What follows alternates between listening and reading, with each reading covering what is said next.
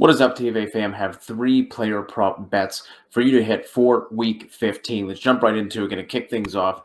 Two players in the same game. Going to be talking about some rushing totals. Also going to be talking about some guys I didn't think I'd be talking about their rushing totals, but it is 2021. Here we are. Start with Deebo Samuel over 36.5 rushing yards. In his past four games, Deebo has rushing attempts of 5, 8, 6, and 8. He's hit this in three of his last four. And the only time he hasn't gone over this, he hit 36. And again, the line is at 36.5. He actually has more rushing attempts over his last four games than targets by a count of 27-12.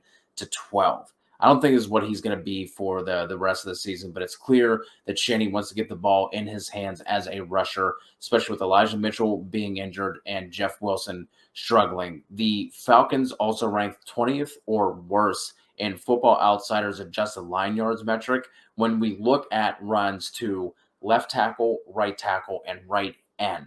They actually do rank fifth in adjusted line yards and runs to the left end, but considering their struggles everywhere else, I'm not really worried about it. That's not going to push me off of this, and they are giving up the 10th most rushing yards per game on the season. On the other side of that, let's talk about Cordero Patterson over 48.5 rushing yards.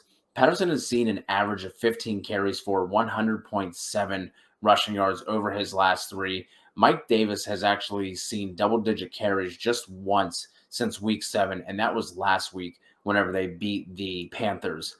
Now, whenever we look at San Fran on the year, it doesn't look like a great matchup. They rank third in both rush DVOA and adjusted line yards, according to Football Outsiders.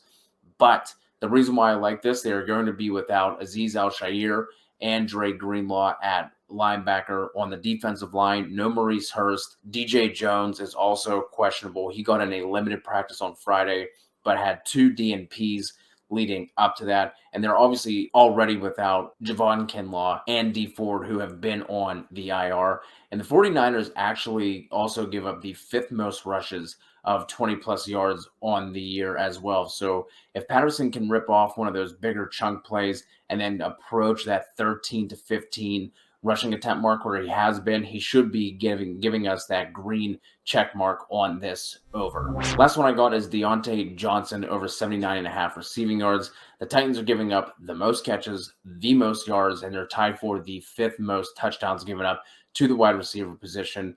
13 wide receivers have hit this over on them, and that includes just, studly first ballot Hall of Famers like Freddie Swain, Keelan Cole, and Deontay Harris.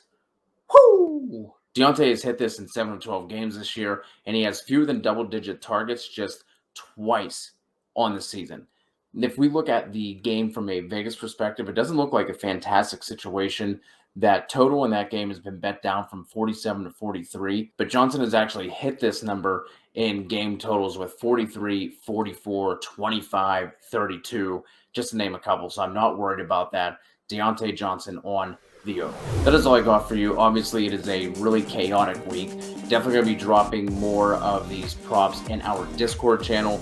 Click the link below. Absolutely free to join. We have a channel just for props and bets. If you want to talk about some overs and unders and game totals and teasers or something like that, you can drop them in there as well. So looking forward to seeing you over there. Let us know if you have any questions. We'll talk to you all soon.